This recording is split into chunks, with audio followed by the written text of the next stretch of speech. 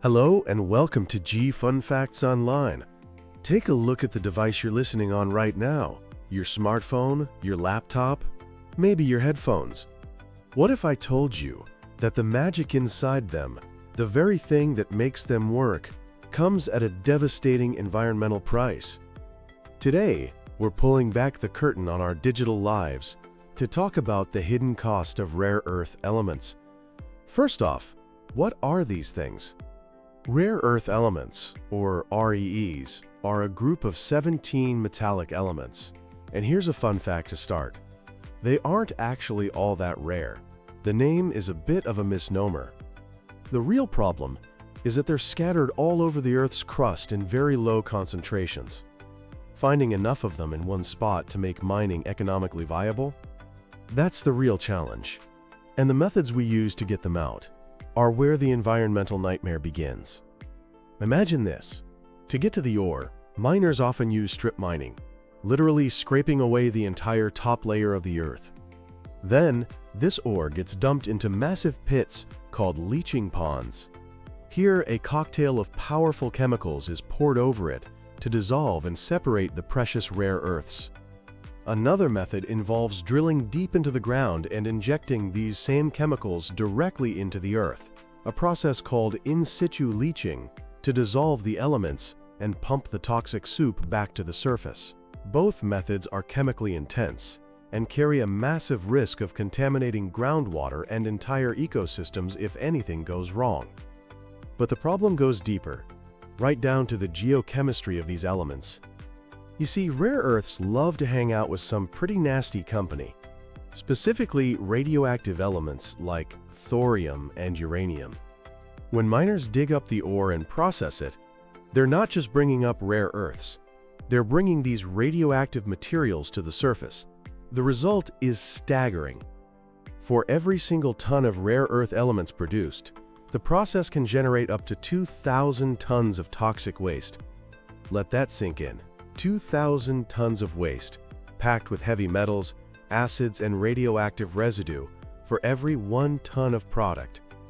This isn't just theoretical. Look at the Baonobo mine in China, the world's largest source of rare earths.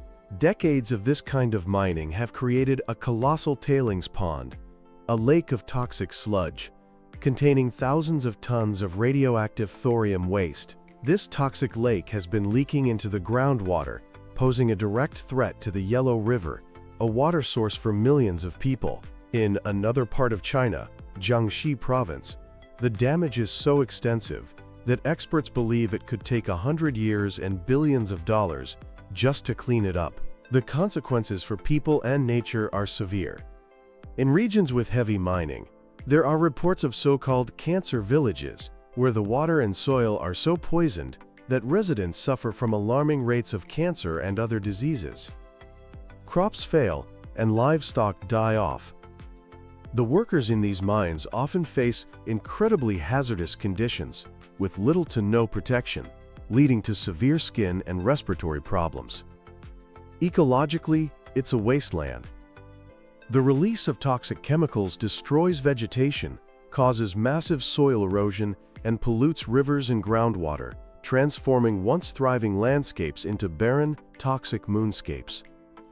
For a long time, China produced over 90% of the world's rare earths, partly due to lower labor costs and, crucially, very lax environmental regulations. This meant that for many of us in the West, the true environmental cost of our smartphones, our electric cars, and our wind turbines was out of sight, out of mind. Now, as other countries look to start their own rare earth mining operations, they face the monumental challenge of figuring out how to do it without creating the same environmental catastrophes. But it's not all doom and gloom. The growing awareness of this problem is fueling incredible innovation. Scientists are working on more sustainable ways to get these elements.